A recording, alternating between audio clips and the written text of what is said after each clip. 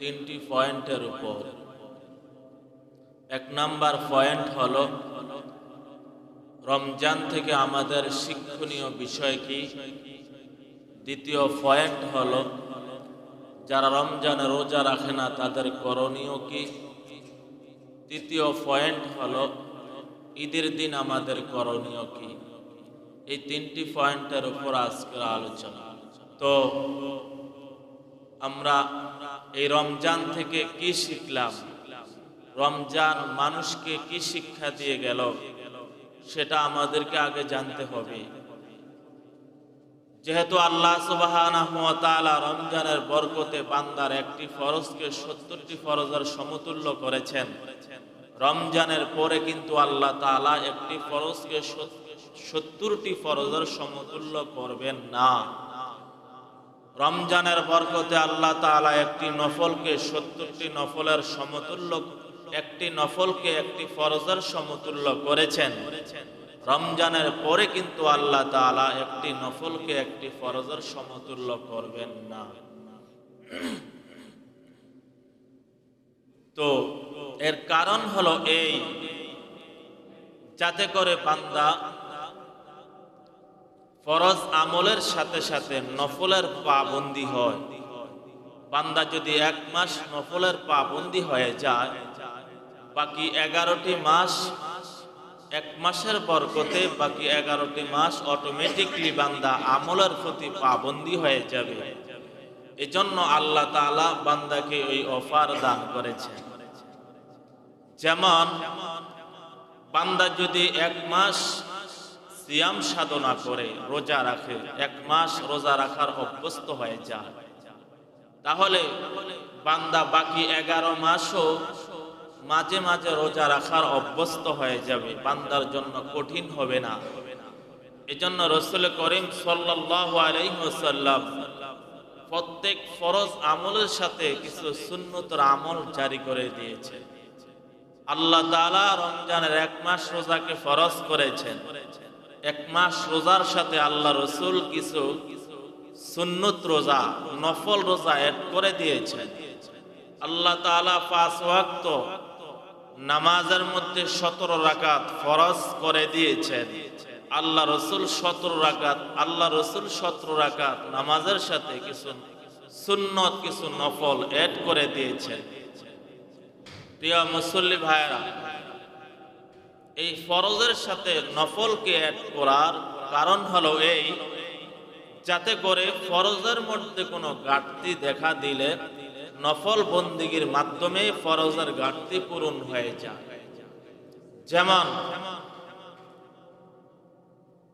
রাসূল করিম সাল্লাল্লাহু আলাইহি সাল্লাম বলেছেন, হাসরের ময়দানে বান্দার ফরজের আমলের যখন ঘাটতি দেখা দিবে, 70টি নফল দ্বারা এক একটি ফরজের ঘাটতি আল্লাহ তাআলা পূরণ করে দিবে।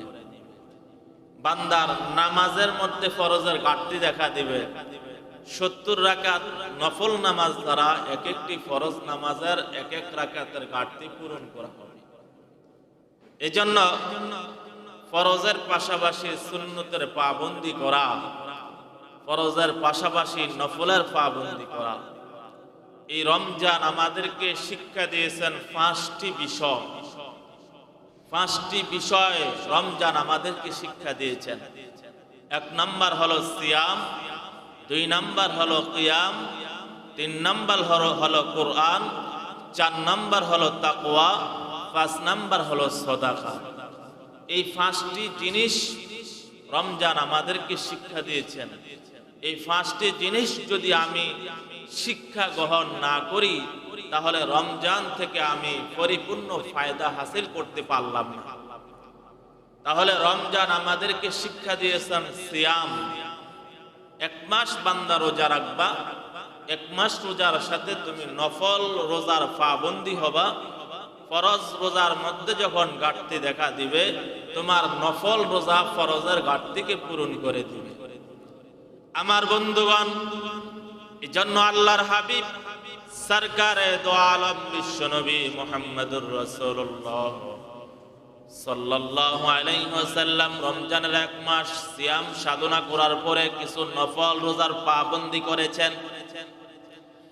যেমন ইবনে মাজা শরীফের হাদিস, বাইহাকি শরীফের বর্ণনা এসেছে, মান সামা রমাদানা সুম্মা আতবাহু সিত্তাম মিন শাওয়ালিন কানা কাসিয়ামিদ দাহর।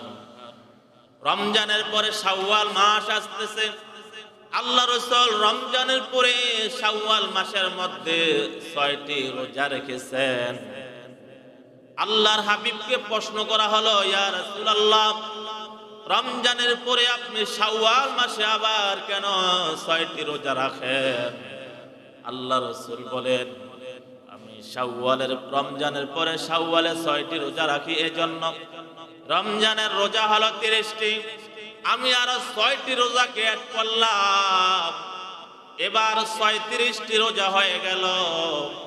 37কে যদি আপনি 10 দিয়ে গুণ দেন, কারণ আল্লাহ রাব্বুল আলামিন বান্দার প্রত্যেকটি আমলকে 10 থেকে 700 গুণ পর্যন্ত বৃদ্ধি করে দেন। সর্বনিম্ন বান্দার আমলকে যেহেতু আল্লাহ রাব্বুল আলামিন 10 গুণ বৃদ্ধি করেন, আমি রমজানের 30টি রোজার সাথে আরো 6টি রোজাকে অ্যাড করলাম, এবার 36কে আমি যদি 10 দিয়ে গুণ দেই তাহলে 365 হয়ে যাবে। আল্লাহ রাব্বুল আলামিন বৎসরে 365 দিন রেখে দিয়েছেন। 365 দিনের মধ্যে 5 দিন রোজা রাখা হারাম।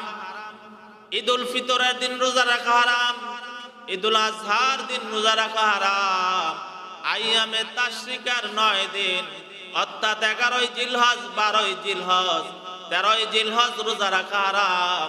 বৎসরে 5 দিন রোজা রাখা যেহেতু হারাম, তাহলে 365 দিনের মধ্যে 5 দিন যদি আমি 5 দেই তাহলে 360 দিন হয়।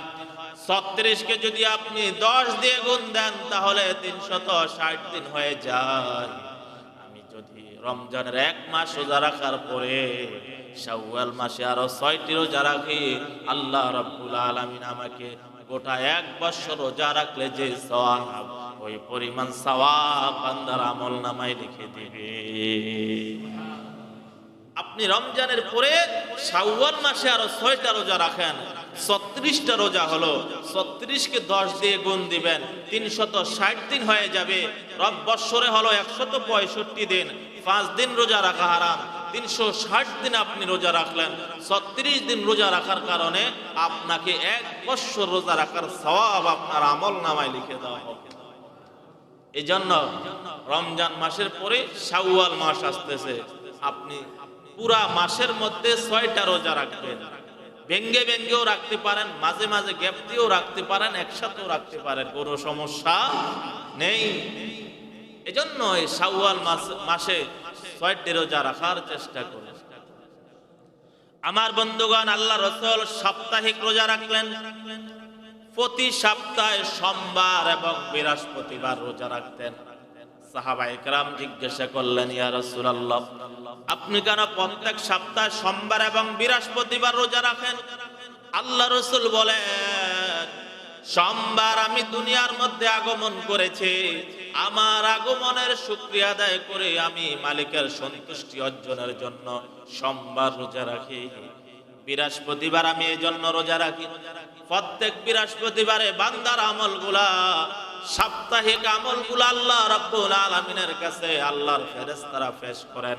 আমি বৃহস্পতিবার রোজা রাখি যাতে করে রোজা অবস্থায় ফেরেশতারা আমার আমলগুলা আল্লাহর কাছে পেশ করে দেয়। আল্লাহ, আপনার বান্দাকে আমি রোজা অবস্থায় জমিনে রেখে এসেছি।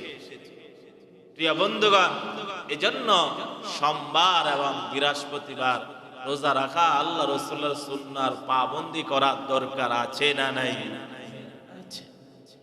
আমার বন্ধুগণ, আল্লাহর মাস, আল্লাহ রাসূল মাস কেন্দ্রিক রোজা রাখতেন। প্রত্যেক মাসের, আরবি মাসের 13, 14, 15 তারিখ রোজা রাখতেন। সাহাবায়ে কেরাম প্রশ্ন করলেন, ইয়া রাসূলুল্লাহ, এই রোজাগুলোর নাম কি? আল্লাহ রাসূল বলেন, এই রোজাগুলোকে বলা হয় আইয়ামে বিজের রোজা। কিসের রোজা? আইয়ামে বিজের রোজা। আইয়াম মানে দিন সমূহ, বীজ মানে শুভ্রতা, সাদা। আরবি মাসের 13, 14, 15 তারিখ দেখবেন আকাশ শুভ্র থাকে, সাদা থাকে, চাঁদ পূর্ণিমার চাঁদ থাকে, অন্ধকার থাকে না, ঠিক কিনা? 13, 14, 15 তারিখে চাঁদের আলো থাকে। আইয়ামে বীজ, বীজ মানে শুভ্রতা। যেহেতু 13, 14, 15 তারিখের আকাশের চাঁদের আলো বেশি থাকে, এজন্য এই সময়কে বলা হয় আইয়ামে বীজ। আল্লাহ রাসূল 13, 14, 15 তারিখ রোজা রাখতেন। সাহাবায়ে কেরাম বললেন, ইয়া রাসূলুল্লাহ, এই রোজার ফজিলত কি? আল্লাহ রাসূল বলেন, আমার সাহাবীরা তোমরা শুনে রাখো, আমি প্রত্যেক মাসে 13, 14, 15 তারিখ রোজা রাখি।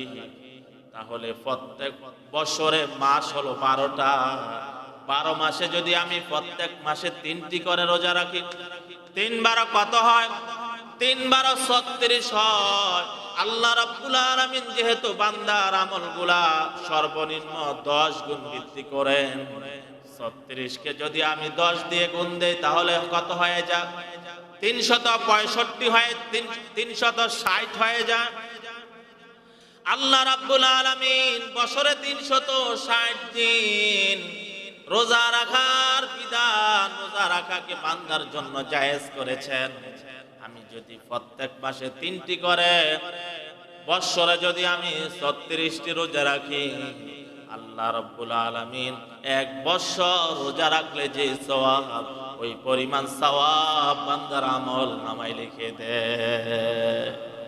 প্রত্যেক মাসে 3টি রোজা রাখবেন, 12 মাসে 36টি রোজা হবে। 1 বছর রোজা রাখার সওয়াব আপনার আমল নামায় লিখে দেবে। আমার বন্ধুগণ, তারপরে আসতেছে শাওয়াল, জিলকদ, জিলহজ। জিলহজ মাস আসতেছে। আল্লাহ রাসূল জিলহজের 1 তারিখ থেকে নিয়ে 9 তারিখ পর্যন্ত 9টা রোজা রাখতেন।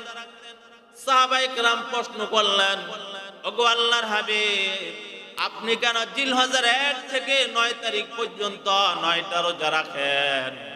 সাহাবায়ে কেরামকে আল্লাহ রাসূল বলেন, আমার সাহাবীরা তোমরা শুনে রাখো, তুমি যদি জিলহজের 1 তারিখ থেকে 9 তারিখ পর্যন্ত 9টা রোজা রাখো, প্রত্যেক দিনের রোজার বদলতে আল্লাহ রাব্বুল আলামিন তোমাকে 1 বছর রোজা রাখার সওয়াব লিখে দিবে। তুমি যদি 1 থেকে 9 তারিখ পর্যন্ত রোজা রাখো, 9 বছর লাগাতার রোজা রাখলে যে সওয়াব, ওই পরিমাণ সওয়াব বান্দার আমল নামায় লিখে দিবে। এজন্য জিলহজ মাসের 1 তারিখ থেকে 9 তারিখ পর্যন্ত রোজা রাখার পাবন্দি করা।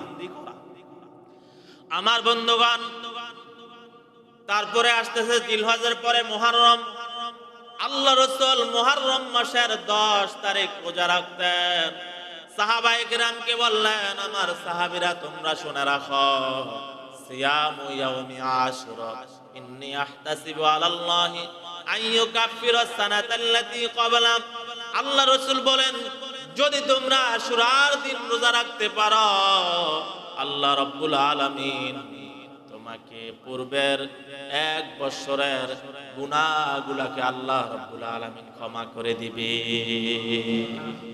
তুমি যদি সিয়ামু ইয়াউমি আশুরা ইন্নী আহতাসিবু আন ইউকাফিরা সানাতাল্লাতী ক্বাবলা, তুমি যদি 1 আশুরার দিন 10ই মুহররমের রোজা রাখো, সাথে একটা আগে হোক বা পরে হোক, ইহুদির সাথে মিল না রাখা, বিরোধী রাখা তুমি যদি রোজা রাখো, তোমার 1 বছরের গুনাহের কাফারা, তোমার সব সগীরা গুনাহ আল্লাহ তাআলা ক্ষমা করে দিবেন। আমার বন্ধুগণ, আবার আল্লাহর হাবিব আরেক হাদিসের মধ্যে বলেছেন, সিয়ামু ইয়াউমি আরাফা ইন্নী আহতাসিবু আলাল্লাহি আন ইউকাফিরা সানাতাল্লাতী ক্বাবলা ওয়াস সানাতাল্লাতী বা'দা। মুসলিম শরীফের হাদিসের বর্ণনা এসেছে, আল্লাহ রাসূল বলেন, জিলহজ মাসের 9 তারিখ আরাফার দিনের রোজা, তুমি যদি আরাফার দিনের রোজা রাখো, আল্লাহ রাসূল আরাফার দিনের রোজা রাখতেন। সাহাবায়ে কেরাম জিজ্ঞাসা করলেন, ওগো আল্লাহর হাবিব, আরাফার দিন যদি আমরা রোজা রাখি তাহলে কি লাভ হবে? আল্লাহ রাসূল বলেন, তুমি যদি আরাফার দিন 9 জিলহজ রোজা রাখো, আল্লাহ রাব্বুল আলামিন তোমার পূর্বের 1 বছরের গুনাহ, পরের 1 বছরের গুনাহকে আল্লাহ তাআলা ক্ষমা করে দিবে। এজন্য 9 জিলহজ আরাফার দিনে রোজা রাখার দরকার আছে না নাই? আমার বন্ধুগণ, আল্লাহর হাবিব যখন শাবান মাস আসতো, শাবান মাস আসলে আল্লাহর রাসূল রোজা রাখা শুরু করে দিতেন। আম্মা জান হযরত আয়েশা রাদিয়াল্লাহু তাআলা বলেন, শাবান মাস আসলে আল্লাহর রাসূল লাগাতার রোজা রাখতো। আমি মনে মনে ভাবতাম, মনে হয় আল্লাহর রাসূল আর রোজা ভাঙবে না, পুরো মাসেই রোজা রাখবে। আবার দেখা গেল কিছুদিন রোজা রাখার পরে আল্লাহর রাসূল কয়েকদিন গ্যাপ দিলেন, আবার রোজা রাখা শুরু করলেন। আমি জিজ্ঞাসা করলাম, ওগো আল্লাহর হাবিব, কেন আপনি শাবান মাসে এত বেশি রোজা রাখেন, অন্য মাসে তো এত রোজা রাখেন না? আল্লাহর রাসূল বলেন, আয়েশা শুনে রাখো, বৎসরে একবার আল্লাহ রাব্বুল আলামিনের কাছে বান্দার আমলগুলো আল্লাহ রাব্বুল আলামিন পেশ করে থাকেন। পুরা বৎসরের হিসাব ফেরেশতারা বান্দার আল্লাহর কাছে পেশ করেন শাবান মাসে। আমি এই মাসে এত বেশি রোজা এই জন্য রাখি, যাতে করে রোজা অবস্থায় আমার বাৎসরিক আমলগুলা আল্লাহর কাছে পেশ করা হয়। এজন্য শাবান মাসেও বেশি বেশি রোজা রাখা দরকার আছে না নাই? প্রিয় বন্ধুগণ, আল্লাহ রাসূল ফরজ রোজার পাশাপাশি এই সমস্ত নফল রোজার পাবন্দি করতেন। আমার বন্ধুগণ, আবার আরেক হাদিসের মধ্যে এসেছে, আল্লাহ রাসূল বলেন, তোমার যদি সামর্থ্য থাকে বিয়ে করো, সামর্থ্য যদি না থাকে তুমি রোজা রাখো। মেডিকেল সায়েন্সের থিওরি হলো, মানুষ যদি রোজা রাখে তার কাম বাপ দূর হয়ে যায়। আপনার সামর্থ্য নাই, যুবক ভাইরা সামর্থ্য নাই, চাকরি হয় না, এই জন্য বিয়ে করেন না। আল্লাহ রাসূল তোমার কাম বাপ, তোমার শাহওয়াতকে দমন করবার জন্য, তোমার কুপ্রবৃত্তিকে দমন করবার জন্য তুমি রোজা রাখো। রোজার মাধ্যমে আল্লাহ রাব্বুল আলামিন তোমার কাম বাপ আর মন চাহিদাকে আল্লাহ তাআলা দূর করে দিবে। বিয়ে করার সামর্থ্য নাই, তুমি রোজা রাখো, রোজার মাধ্যমে তোমার অটোমেটিকলি কাম বাপ দূর হয়ে যাবে, মন চাহিদা দূর হয়ে যাবে, কুপ্রবৃত্তি দূর হয়ে যাবে। প্রিয় বন্ধুগণ, এই জন্য রাসূল করিম সাল্লাল্লাহু আলাইহি সাল্লাম এই সমস্ত ফরজ রোজার পাশাপাশি এই সমস্ত নফল রোজার পাবন্দি করতে উম্মতকে নির্দেশ করেছে। তাহলে রমজান আমাদেরকে 5টি জিনিস শিক্ষা দিয়েছেন: সিয়াম, কিয়াম, কোরআন, তাকওয়া, সাদাকা। দ্বিতীয় হলো রমজান আমাদেরকে শিক্ষা দিয়েছেন কিয়াম। যেমনি ভাবে রমজানের 1 মাস ফরজের পাবন্দি করেছি, ফরজের পাশাপাশি সুন্নতের পাবন্দি করেছি, নফলের পাবন্দি করেছি, বাকি 11টি মাসও যাতে করে বান্দা এই কিয়াম নফল নামাজের পাবন্দি করে। আমার বন্ধুগণ, ফরজ নামাজের পাশাপাশি আপনি নফলের পাবন্দি করলেন। জীবনে বালেগ হওয়া থেকে এ পর্যন্ত কত ফরজ নামাজ ছেড়ে দিলাম, মৃত্যু পর্যন্ত কত ফরজ ছুটে যায় যার কোনো হিসাব নাই। আপনি যদি ফরজের পাশাপাশি নফল নামাজের পাবন্দি করেন, 70টা ফরজ দ্বারা আপনার এক একটা নফল, 70টা নফল দ্বারা আপনার এক একটা ফরজের ঘাটতি আল্লাহ রাব্বুল আলামিন পূরণ করে দিবে।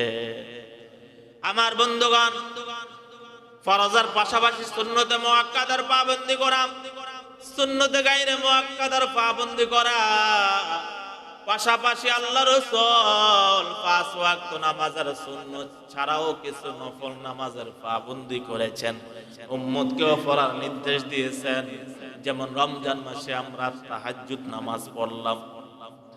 আমার বন্ধুগণ, কত কপাল পোড়া, রমজানে ভোর রাতে উঠলেন, সাহারি খাইলেন, কিন্তু 4 রাকাত তাহাজ্জুদ নামাজ কপালে জুটে নাই, 2 রাকাত তাহাজ্জুদ নামাজ কপালে জুটে না। অথচ আল্লাহ রাব্বুল আলামিন তার হাবিবকে সম্বোধন করে বললেন, ওয়া মিনাল লাইলি ফাতাহাজ্জাদ বিহি নাফিলাতান লাক আসা আইয়াবআসাকা রাব্বুকা মাকামান মাহমুদা। হাবিব, তাহাজ্জুদের পাবন্দি করেন। তাহাজ্জুদের পাবন্দি যদি আপনি করেন, তাহলে আপনাকে মাকামে মাহমুদের নিকটবর্তী আপনার তাহাজ্জুদ নামাজ করে দিবে। প্রিয় বন্ধুগণ, আল্লাহ তাআলা 2,26,000 পয়গম্বর প্রেরণ করেছেন। কাউকে মাকামে মাহমুদ দেওয়া হয় নাই, শুধু আল্লাহর হাবিবকে মাকামে মাহমুদ দান করা হয়েছে। সুবহানাল্লাহ বলবেন না? মাকামে মাহমুদ কি? মাকামে মাহমুদ হলো এমন একটি উপত্যকা যেখানে আল্লাহর হাবিব যখন দাঁড়াইবেন, নাস্তিকও বলবে আশহাদু আল্লা ইলাহা ইল্লাল্লাহ ওয়া আশহাদু আন্না মুহাম্মাদার রাসূলুল্লাহ, আস্তিকও বলবে আশহাদু আল্লা ইলাহা ইল্লাল্লাহ ওয়া আন্না মুহাম্মাদান আবদুহু ওয়া রাসূলুহু। মানে নাস্তিকও আল্লাহ রাসূলের প্রশংসা করবে, বেঈমানও আল্লাহ রাসূলের প্রশংসা করবে, কাফিরও আল্লাহ রাসূলের প্রশংসা করবে, ঈমানদারও আল্লাহ রাসূলের প্রশংসা করবে, সমস্ত নবীগণ আল্লাহ রাসূলের প্রশংসা করবে। এমন একটি উপত্যকায় যখন আল্লাহ রাসূল দাঁড়াইবেন, এই জায়গাটার নাম হলো মাকামে মাহমুদ। চিল্লায় এখন সুবহানাল্লাহ। প্রিয় বন্ধুগণ, এই মাকামে মাহমুদের দিকে আল্লাহ রাসূলকে পৌঁছাইবে। আল্লাহ বলেন তাহাজ্জুদের পাবন্দি করো, তাহলে তোমাকে আমি মাকামে মাহমুদের মধ্যে পৌঁছাইয়া দিই। আমার বন্ধুগণ, সেখান থেকে বুঝে আসে আপনি যদি তাহাজ্জুদ নামাজের পাবন্দি করেন, আল্লাহ রাব্বুল আলামিন দুনিয়ার মধ্যে আপনাকে সম্মানিত করে দিবেন। তাহাজ্জুদ নামাজের পাবন্দি যদি করেন, দুনিয়ার মধ্যে আল্লাহ রাব্বুল আলামিন আপনাকে অভাবের মধ্যে ফেলবেন না। তাহাজ্জুদ নামাজের পাবন্দি যদি আপনি করেন, আপনি কখনো দুশ্চিন্তা ভোগ করবেন না। তাহাজ্জুদ নামাজের পাবন্দি যদি করেন, তাহলে দুনিয়ার মধ্যে কখনো আপনি বিপদ মুসিবতের মধ্যে পড়বেন না। তাহাজ্জুদের পাবন্দি করলে আল্লাহ রাব্বুল আলামিনের নিকটবর্তী হয়ে যাবে। এজন্য তাহাজ্জুদ পড়ার দরকার আছে না নাই? আমার বন্ধুগণ, আল্লাহ রাসূল তাহাজ্জুদ নামাজের পাবন্দি করেছেন। পাশাপাশি আল্লাহ রাসূল ফজরের নামাজের পরে কিছুক্ষণ পর্যন্ত জিকির আজকার তাসবিহ তাহলিল করার পরে সূর্য যখন উদিত হয়, এর 20 থেকে 21 মিনিট পরে আল্লাহ রাসূল ইশরাকের নামাজের পাবন্দি করেছেন। কিসের নামাজ?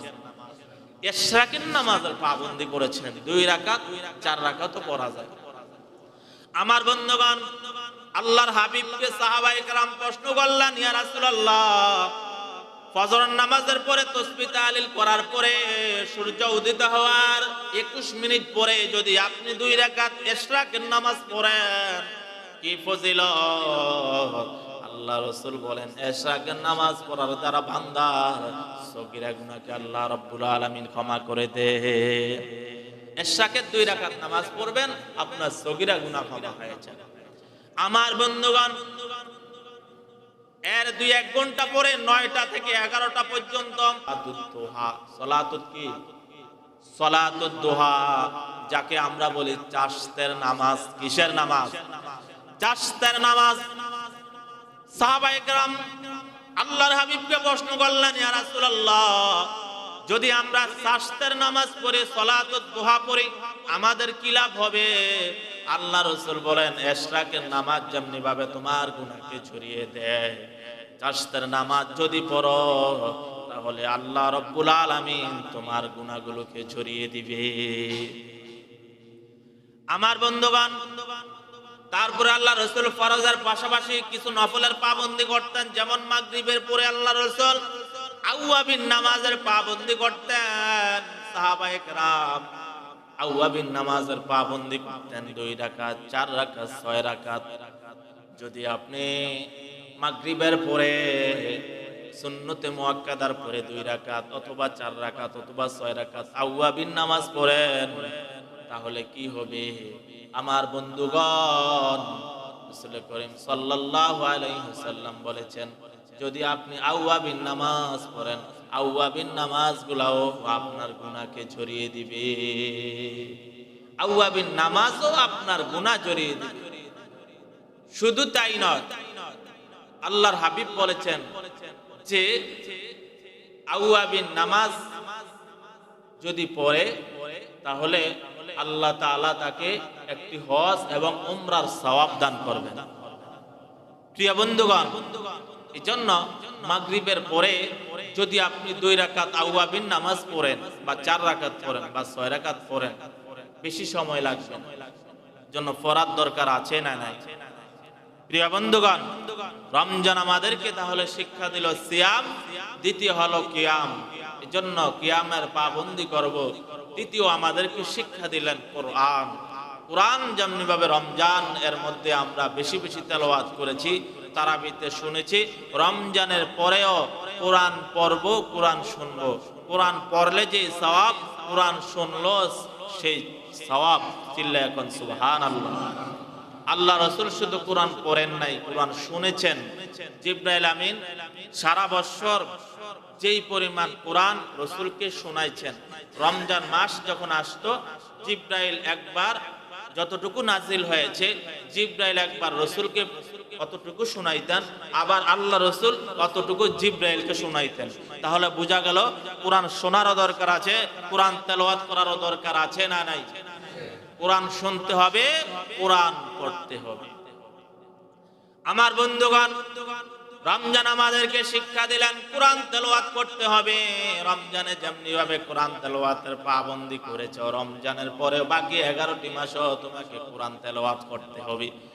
আমার বন্ধুগণ, আগে দেখতাম সকালবেলা ঘরের মধ্যে কোরআনের আওয়াজ, মা বোনেরা কোরআন তেলাওয়াত করতেন। এখন কোরআনের আওয়াজ নাই, এখন আছে শুধু নাক ডাকার আওয়াজ। কথা কোন ঠিক কিনা? এখন হলো ঘরের মধ্যে নাক ডাকার আওয়াজ শোনা যায়, ঘুমের আওয়াজ শোনা যায়।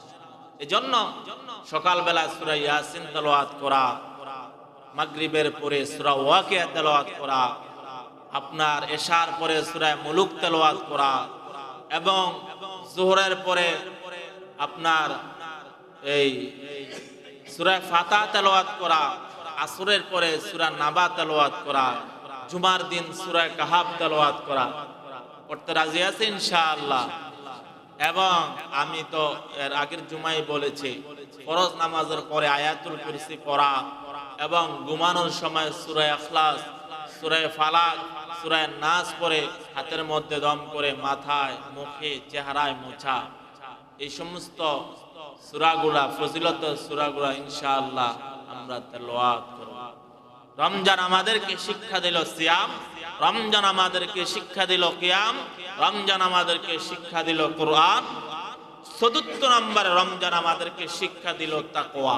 কি দিল? তাকওয়া হলো আল্লাহর ভয়ে গুনাহকে ছেড়ে দেওয়া। তাকওয়া কি? আল্লাহর ভয়ে গুনাহকে ছেড়ে দেওয়া। আমার বন্ধুগণ, রমজান মাসে যেমনি ভাবে গুনাহ থেকে বিরত রেখেছে, যদি বাকি 11টি মাস নিজেকে গুনাহ থেকে বিরত রাখি, তাহলে বোঝা গেল রমজানের মাধ্যমে আমি হেদায়েত প্রাপ্ত হতে পেরেছি। যদি রমজানের পরে গুনাহের মধ্যে জড়িয়ে যাই, বুঝতে হবে রমজান দ্বারা আমার কোনো হেদায়েত হয় নাই। এই জন্য রমজানের খাতিরে যেমনি ভাবে গুনাহ থেকে বিরত থেকেছি, অবশ্যই রমজানের পরও আমাকে গুনাহ থেকে বিরত থাকতে হবে। রমজানে আমাকে 5 নম্বরে শিক্ষা দিলেন কোরআন, রমজানে আমাকে 5 নম্বরে শিক্ষা দিলেন সাদাকা। যেমনি ভাবে রমজানের মধ্যে আমি গরিব দুঃখী অসহায় মিসকিনকে দান করেছি, মসজিদ মাদ্রাসার মধ্যে দান করলাম, বাকি 11টি মাসও যদি আমি দান সাদাকার পাবন্দি করে গরিব মিসকিন অসহায় মানুষকে দান সাদাকার পাবন্দি করে, তাহলে বোঝা যাবে রমজান আমাকে হেদায়েত প্রাপ্ত করেছে। এজন্য রমজানে যেমনি ভাবে দান সাদাকার পাবন্দি করেছে, রমজানের পর সাদাকা করার দরকার আছে না নাই? তবে বর্তমানে কিছু ভিক্ষা করাটাকে বিজনেস বানিয়ে নিয়েছে। কথা কোন ঠিক কিনা? এজন্য দেখে শুনে দান করা।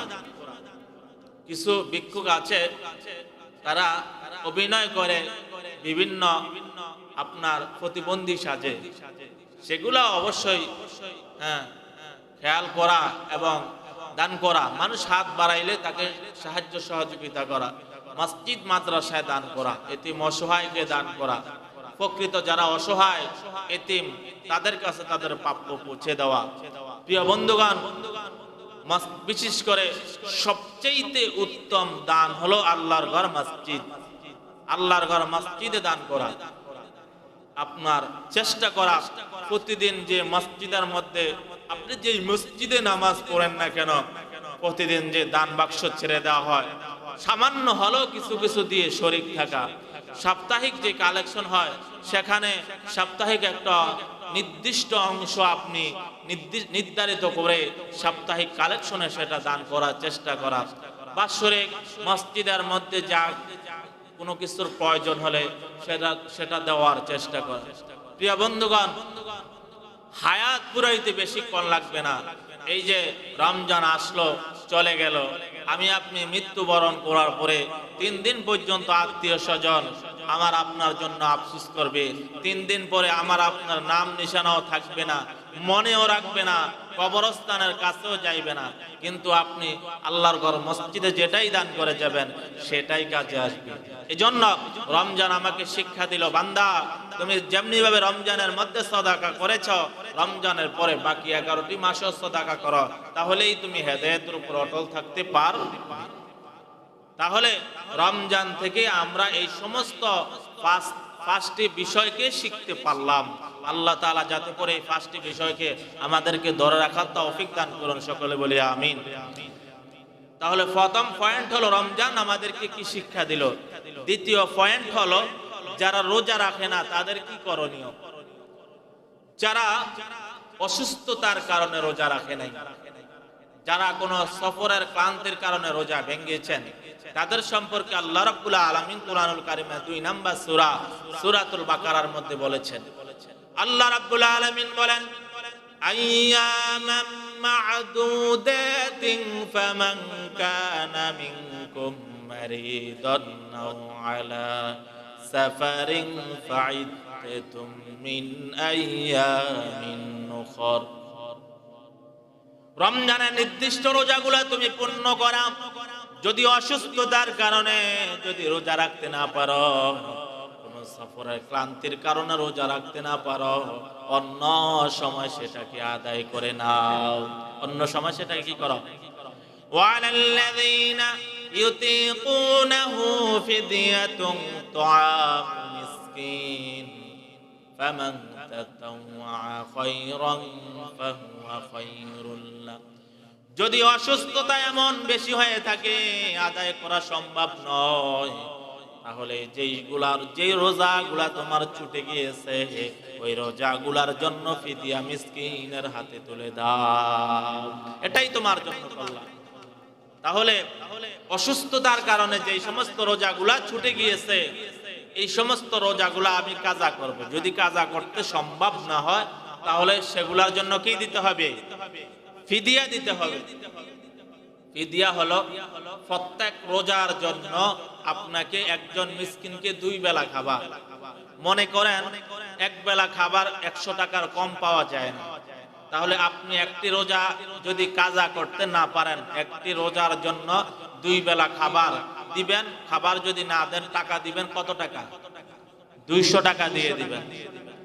আর যদি আপনি ইচ্ছাকৃতভাবে রোজা ভেঙে ফেলেন, রোজা রাখার পরে ইচ্ছাকৃতভাবে ভেঙেছেন, কোনো কারণ নাই, তাহলে আপনাকে 1টা হোক, 10টা হোক, 20টা হোক, 30টা হোক, সমস্ত রোজার জন্য আপনাকে কাফফারা দিতে হবে। কাজা করতে হবে, কাফফারা দিতে হবে। আপনি যদি ইচ্ছাকৃতভাবে রোজা ভাঙেন তাহলে কি মাসালা হলো একজন গোলাম আজাদ করা। বর্তমান যেহেতু গোলাম আজাদ করার প্রচলন নাই, গোলামের প্রচলন নাই, এই জন্য আপনাকে এই কাফফারা হিসাবে লাগাতার 60 দিন রোজা রাখতে হবে। কতদিন? 1 দিন হোক, 30 দিন হোক, ইচ্ছাকৃতভাবে রোজা ভেঙেছেন, আপনাকে লাগাতার 60 দিন রোজা রাখতে হবে। মাঝখান দিয়ে যদি আপনি রোজা গ্যাপ দেন তাহলে আবার নতুন করে 60টি রোজা রাখতে হবে, মাঝখানে গ্যাপ দেওয়া যাবে না। মহিলাদের যেহেতু মাসিক পিরিয়ড হয় সেজন্য মহিলাদের ক্ষেত্রে কিছুটা শিথিলতা আছে। সেটা হলো মহিলাদের যখন মাসিক পিরিয়ড হবে তখন ওই সময়কে বাদ দিয়ে তখন যখন পিরিয়ড থেকে আবার সে সুস্থ হবে আবার সেই বাকি রোজাগুলা রেখে 60টি রোজাকে পূর্ণ করতে হবে। কথা বুঝতে পেরেছেন? এইভাবে করে 60টি রোজা আপনাকে লাগাতার রাখতে হবে। যদি রোজা রাখা সম্ভব না হয় তাহলে আপনাকে 60 জন মিসকিনকে 2 বেলা খাবার দিতে হবে। কত বেলা খাবার?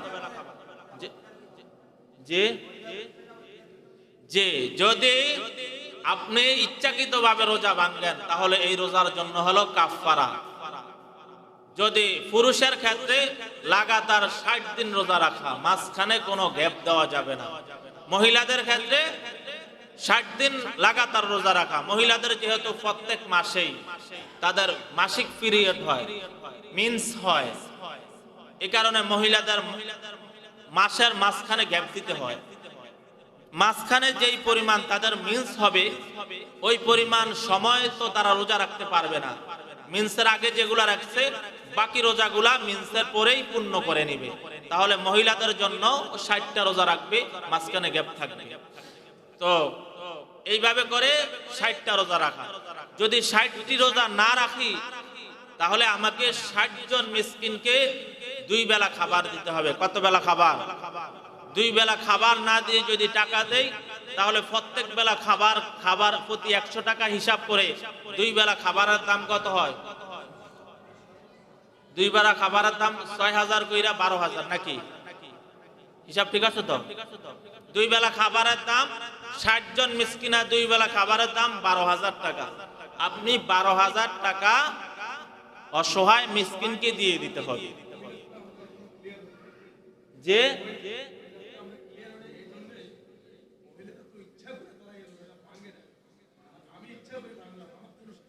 না না, এখানে কাফফারা আসবে ইচ্ছাকৃতভাবে যারা রোজা ভাঙছে। হায়েজে মিন্সের সময় তো মহিলারা রোজা ভাঙতেই হবে, এটার জন্য কাজা। যে মহিলারা এই যে রমজানে যাদের মিন্স হয়েছে, মহিলাদের মিন্সের কারণে তারা যেই রোজাগুলা ভেঙেছেন, এগুলা পরবর্তীতে কাজা করবেন।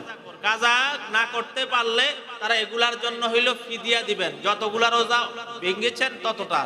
কিন্তু ইচ্ছাকৃতভাবে যারা রোজা ভেঙেছেন তাদের জন্য হলো কাফফারা। কাফফারা মানে জরিমানা। তো এইভাবে করে আমরা যারা ইচ্ছাকৃতভাবে রোজা ভেঙেছে তাদেরকে কাফফারা দিতে হবে। প্রিয় বন্ধুগণ, সেটার জন্য কাজা করতে হবে। তাহলে প্রথম পয়েন্ট ছিল রমজান কি শিক্ষা দিল। দ্বিতীয় পয়েন্ট হলো যারা রোজা রাখি নাই তাদের কি করণীয়। তৃতীয় পয়েন্ট হলো আগামী কালকে যেহেতু ঈদের দিনের কথা বন্ধ করে, ঈদের দিনের কিছু আমল আছে, গুরুত্বপূর্ণ আমল আছে। শোনেন, ইমাম শাফি রহমাতুল্লাহ আলাইহি বলেন, বৎসরে আল্লাহ রাব্বুল আলামিন 5টি রাত্র রেখে দিয়েছেন। এই 5টি রাত্র যদি আমল করে, তাহলে আল্লাহ তাআলা ওই বান্দাকে জান্নাত দেওয়া ওয়াজিব হয়ে যায়। তাহলে ঈদের দিনের জন্য আমাদের কিছু করণীয় আছে না নাই? আছে। ঈদের জন্য সর্বপ্রথম করণীয় হলো আজকে রাত্রে মাগরিবের পরে আমাদেরকে চাঁদ দেখতে হবে। আকাশে চাঁদ উঠছে কিনা চাঁদ দেখা। আমরা চাঁদ দেখি ফেসবুকে। কোথায়? চাঁদ দেখা কমিটি, হেলাল কমিটি যে খবর দিচ্ছে কিনা চাঁদ উঠছে কিনা, আমরা ফেসবুক ঘাটি। আরে ফেসবুকে কেন আপনি ঢুকবেন? আপনি আকাশে চাঁদ দেখা হলো আল্লাহর হাবিবের সুন্নাহ। রাসূল করিম সাল্লাল্লাহু আলাইহি সাল্লাম বলেছেন, আল্লাহুম্মা আহলিলহু আলাইনা বিল ইয়ুমনি ওয়াল ঈমান ওয়াস সালামাতি ওয়াল ইসলাম রব্বি ওয়া রাব্বুকাল্লাহ। আল্লাহ রাসূল রমজানের শাওয়ালের চাঁদ বলেন, রমজানের চাঁদ বলেন, আকাশের দিকে তাকাইয়া চাঁদ তালাশ করতেন। চাঁদ যখন দেখতেন আল্লাহ রাসূল এই দোয়া পড়তেন, আল্লাহুম্মা আহলিলহু আলাইনা বিল ইয়ুমনি ওয়াল ঈমান ওয়াস সালামাতি ওয়াল ইসলাম রব্বি ওয়া রাব্বুকাল্লাহ। প্রিয় বন্ধুগণ, আল্লাহ রাসূল দোয়া করতেন, হে আল্লাহ, আপনি আমার উপর চাঁদকে এমন ভাবে উঠান যে কল্যাণ, শান্তি, ঈমান, ইসলামের মাধ্যমেই আমার উপর আপনি চাঁদকে উঠান। প্রিয় বন্ধুগণ, এইভাবে করে আমরা ফেসবুকে চাঁদ তালাশ না কইরা আজকে মাগরিবের সময় আকাশের দিকে তাকাইয়া চাঁদ তালাশ করব। চাঁদ যখন দেখব তখন এই দোয়া পড়ব, আল্লাহুম্মা আহলিলহু আলাইনা বিল ইয়ুমনি ওয়াল ঈমান ওয়াস সালামাতি ওয়াল ইসলাম রব্বি ওয়া রাব্বুকাল্লাহ। পড়তে রাজি আছেন ইনশাআল্লাহ? তাহলে সর্বপ্রথম কাজ হলো কি দেখা? চাঁদ দেখা, চাঁদের দোয়া পড়া। দ্বিতীয় কাজ হলো সুনান ইবনে মাজার বর্ণনা এসেছে এবং বাইহাকি শরীফের বর্ণনা এসেছে ক্বালা রাসূলুল্লাহ সাল্লাল্লাহু আলাইহি ওয়াসাল্লাম মান ক্বামা লাইলাতাইল ঈদাইন মুহতাসিবান লাম ইয়ামুত কলবুহু ইয়াওমা তামুতুল কুলুব। আল্লাহ রাসূল বলেন, দুই ঈদের রাত্রে যেই ব্যক্তি জাগরণ করবে, নফল বন্দেগীর মধ্যে লিপ্ত থাকবে, আল্লাহ রাব্বুল আলামিন ওই দিন তার কলবকে আল্লাহ রাব্বুল আলামিন মৃত্যুবরণ করাবেন না। ওই দিন তার কলব জাগ্রত থাকবে, যেই দিন প্রত্যেকের কলবগুলা মরিয়া যাবে। হাসরের ময়দানে আতঙ্কে মানুষের কলবগুলা মরে যাবে, কিন্তু যারা দুই ঈদের রাত্রে জাগরণ করবে, নফল বন্দেগী করবে, আল্লাহ রাসূল বলেন তাদের কলব মরবে না, তাদের কলব হাসতে থাকবে আনন্দ চিত্তে। জোরে কোন সুবহানাল্লাহ। কিন্তু আমরা ওই দুই ঈদের রাত্রে কি করি? নারীরা হাতের মধ্যে মেহেদি লাগা, পুরুষরা আতশবাজি বা ফটকা পূজায় বিভিন্ন মার্কেটে দৌড়াদৌড়ি লাফালাফি নাচানাচি খেলাধুলার মধ্যে মত্ত থাকে না। ওই রাতে হলো আমলের রাত্র। ইমাম শাফি বলেন দুই ঈদের রাত্র, জুমার রাত্র, লাইলাতুল কদরের রাত্র, শাবানের মধ্যবর্তী সময় অর্থাৎ লাইলাতুল বরাতের রাত্র তুমি যদি ইবাদত বন্দেগীর মধ্যে লিপ্ত থাকো, আল্লাহ তাআলা তোমার উপর জান্নাতকে ওয়াজিব করে দিয়েছেন। এজন্য এই দুই ঈদের রাত্রকে অবহেলা না করে আমলের মধ্যে কাটাইতে রাজি আছে ইনশাআল্লাহ। প্রিয় বন্ধুগণ, তৃতীয় কাজ হলো ঈদের দিন আমাদের জন্য 12টি সুন্নাহ আছে। কতটি সুন্নাহ আছে? ঈদের দিন আমাদের জন্য 12টি করণীয় আছে। এক নম্বর করণীয় হলো ঈদের দিন সকালবেলা ঈদের দিন ফজরের নামাজ জামাতের সাথে আদায় করা। কি করা? জামাতের সাথে ফজরের নামাজ আদায় করা। কিন্তু দেখা যায় রমজান মাসে নামাজ পড়লেন, লাইলাতুল কদরে আপনি নামাজ পড়লেন, তারাবিতে আপনি আসলেন, ফজরে আপনি আসলেন না, ঈদের দিনের প্রথম আমলটাই আপনি করলেন না। ঈদের দিনের প্রথম আমলটাই আপনি করলেন না। এজন্য ফজরের নামাজ জামাতের সাথে পড়তে রাজি আছি ইনশাআল্লাহ। ঈদের দিনের দ্বিতীয় আমল হলো মেসওয়াক করা। মেসওয়াক করলেই আপনি ঈদের দিনের তৃতীয় সুন্নাহ আদায় হয়ে যাবে। ঈদের দিনের তৃতীয় সুন্নাহ হলো গোসল করা। ঈদের দিনের চতুর্থ আমল হলো শরীয়ত সম্মতভাবে সাজসজ্জা করা, সুগন্ধি লাগানো। আমাদের শরীয়ত সম্মত সাজ হলো কিভাবে চুলের মধ্যে নেইমার কাটিং দেওয়া যায়, কিভাবে চুলের মধ্যে মেসি কাটিং দেওয়া যায়, আর্মি কাটিং দেওয়া যায়, হাতের মধ্যে মেহেদি লাগাইয়া রং ডং করা যায়। এটাই হলো আমাদের শরীয়ত সম্মতভাবে সাজা। কথা কোন ঠিক কিনা? এটা শরীয়ত সম্মতভাবে সাজা নয়, সুন্নাহ মোতাবেক শরীয়ত সম্মতভাবে সাজা এবং সুগন্ধি লাগানো। আমাদের কিছু মুসল্লি ভাইরা আছেন, রাগ করবেন না, সুগন্ধি লাগাই ঠিক, আতর লাগাই ঠিক, মুর্দারে আতর লাগায়, এমন আতর লাগায় যেটার গন্ধ পার্শ্ববর্তী লোক নাক বন্ধ করে নামাজ পড়তে হয়। কথা বলেন ঠিক কিনা? মুর্দার লাশগুলা আতর দেওয়ার পরে যেগুলা ফেলে দেয় সেগুলা আইনা পকেটের মধ্যে ঢুকায় আর নামাজের মধ্যে লাগায়। এজন্য মানুষকে কষ্ট দেওয়া কি হারাম। এজন্য আতর ব্যবহার করবেন, পারফিউম ব্যবহার করবেন, আপনার যেটা শরীরের সাথে মানাইবে, টিকসই, মানুষ কষ্ট পাইবে না, এই সমস্ত পারফিউম আতর সুগন্ধি ব্যবহার করার দরকার আছে না নাই? তাহলে ঈদের দিনে 4 নাম্বার সুন্নাহ হলো শরীয়ত সম্মতভাবে সাজসজ্জা করা এবং সুগন্ধি লাগানো। ঈদের দিনের 5 নাম্বার সুন্নাহ হলো উত্তম পোশাক পরিধান করা। কখনো নতুন পোশাক পরিধান করা নয়। আমাদের কালচার হলো, আমাদের লাইফ স্টাইল হইল ঈদের দিন আমাকে নতুন পোশাক পরতে হবে। না না, নতুন পোশাক নয়, বরং উত্তম পোশাক আপনাকে পরিধান করতে হবে। আপনি নতুন পোশাক পরলেন, সুন্নাহ মোতাবেক পরলেন না, কি লাভ হইল? এজন্য উত্তম পোশাক পরা চাই। কথা কোন ঠিক কিনা? তাহলে ঈদের দিনের 5 নাম্বার সুন্নাহ হলো উত্তম পোশাক পরিধান করা। 6 নাম্বার সুন্নাহ হলো ঈদুল ফিতরে মিষ্টান্ন জাতীয় কিছু খাওয়া, কুরমা হোক বা সেমাই হোক, মিষ্টি জাতীয় কিছু খেয়ে আপনি ঈদগাহে যাওয়া। আর ঈদুল আজহার দিন নিজের পশু জবাই করে সেই পশুর গোশত খাওয়া সুন্নাহ। কথা বুঝতে পেরেছেন? এজন্য ঈদুল আজহার দিন তাড়াতাড়ি ঈদের নামাজ পড়ে যত দ্রুত সম্ভব পশু জবাই করে সেই পশুর গোশত খাওয়া সুন্নতের আমল করা। তাহলে ঈদের দিনে 6 নাম্বার আমল হলো মিষ্টি জাতীয় কিছু খাবার খেয়ে ঈদগাহে যাওয়া। 7 নাম্বার আমল হলো তাড়াতাড়ি ঈদগাহের মধ্যে যাওয়া। 8 নাম্বার আমল হলো পায়ে হেঁটে যাওয়া। 9 নাম্বার আমল হলো এক রাস্তায় যাওয়া অপর রাস্তায় যাওয়া। যদি আপনি এক রাস্তা যান, কিছু সংখ্যক মানুষকে সালাম দিতে পারলেন, আরেক রাস্তা আসলেন, নতুন কিছু মানুষকে সালাম দিতে পারলেন। কথা বলেন ঠিক কিনা? 9 নাম্বার আমল হলো আপনি ঈদের দিন ঈদগাহে ঈদের নামাজ পড়া। যেই জায়গায় ঈদের নামাজের জন্য নির্দিষ্ট, যেখানে সেখানে ঈদের নামাজ পড়া যাবে না। যেখানে ঈদের নামাজের জন্য নির্দিষ্ট জায়গা, সেখানেই আপনাকে কি করতে হবে? ঈদের নামাজ পড়তে হবে। 10 নাম্বার আমল হলো ঈদগাহে যাওয়ার পূর্বে সাদাকাতুল ফিতর, যাকাতুল ফিতর যেটা আছে সেটা আদায় করা।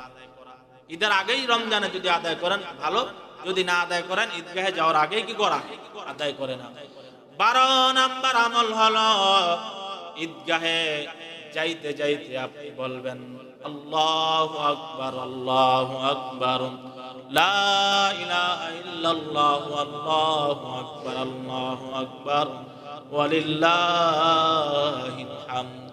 রাসূল করিম সাল্লাল্লাহু আলাইহি সাল্লাম বলেছেন, আন্না রাসূলুল্লাহ সাল্লাল্লাহু আলাইহি ওয়াসাল্লাম কানা ইয়াখরুজু ইয়াওমাল ফিত্রি ফায়ুকাব্বিরু হাত্তা ইয়াতিল মুসাল্লা হাত্তা ইয়াকদিস সালাহ ফাইজা কাযাস সালাহ কাতাআত তাকবীর। হাদিস শরীফের মধ্যে এসেছে, রমজানের চাঁদ যখন, শাওয়ালের চাঁদ যখন আকাশের মধ্যে উদিত হলো, তখন থেকে শুরু করে ঈদগাহে গিয়ে ঈদের নামাজ পড়া পর্যন্ত আল্লাহ রাসূল নিজেও তাকবীর পড়তেন, সাহাবায়ে কেরামও তাকবীর পড়তেন। জোরে কোন সুবহানাল্লাহ। এজন্য ঈদুল ফিতরে আপনাকে শাওয়ালের চাঁদ ওঠার পর থেকে ঈদের নামাজ আদায় করা পর্যন্ত এই তাকবীর পড়বেন। আর ঈদুল আজহার মধ্যে 9 জিলহজ ফজর থেকে নিয়ে 13 জিলহজ আসর পর্যন্ত এই তাকবীর পড়তে রাজি আছে ইনশাআল্লাহ। তাহলে ঈদের দিনের 1 নাম্বার আমল হলো কি? ফজরের নামাজ জামাতে পড়া। 2 নাম্বার আমল হলো মিসওয়াক করা। 3 নাম্বার আমল হলো গোসল করা। 4 নাম্বার আমল হলো উত্তম পোশাক পরিধান করা, সুগন্ধি ব্যবহার করা। 6 নাম্বার শরীয়ত সম্মতভাবে সাজসজ্জা করা, সুগন্ধি লাগানো। 5 নম্বর আমল হলো উত্তম পোশাক পরিধান করা। 6 নম্বর আমল হলো আপনাকে মিষ্টি জাতীয় কিছু খেয়ে ঈদগাহে যাওয়া। 7 নম্বর আমল হলো আগে আগে ঈদগাহে যাওয়া। 8 নম্বর আমল হলো পায়ে হেঁটে যাওয়া। 9 নম্বর আমল হলো এক রাস্তায় যাওয়া আরেক রাস্তায় আসা। 10 নম্বর আমল হলো সাদাকাতুল ফিতর আদায় করা। 11 নম্বর আমল হলো ঈদগাহে গিয়ে ঈদের নামাজ আদায় করা। 12 নম্বর আমল হলো ঈদগাহে তাকবীর বলতে বলতে যাওয়া। এই 12টি কাজ, এই 12টি আমল, 12টি সুন্নাহ আগামীকাল করতে রাজি আছে ইনশাআল্লাহ। আল্লাহ রাব্বুল আলামিন আমাদেরকে যেই কথাগুলা বললাম, এই কথাগুলোর উপর আমল করার তৌফিক দান করুন। সকলে বলি আমিন। আগামীকাল থেকে যেহেতু ঈদের নামাজ 8টায় সবাই জানেন, ইনশাআল্লাহ 7:30টায় গুরুত্বপূর্ণ ঈদের তাৎপর্য সম্পর্কে আলোচনা হবে। আমরা 7:30টার আগেই আমরা ঈদের নামাজ পড়ার জন্য এই মসজিদে চলে আসব ইনশাআল্লাহ। বরাবর 8টায় ঈদের নামাজ অনুষ্ঠিত হবে। আমরা যথাসময়ে ইনশাআল্লাহ আসার চেষ্টা করব। আল্লাহ রাব্বুল আলামিন আমাদেরকে আমল করার তৌফিক দান করুন। আমিন ওয়া আখির দাওয়ানা আনিল হামদুলিল্লাহি।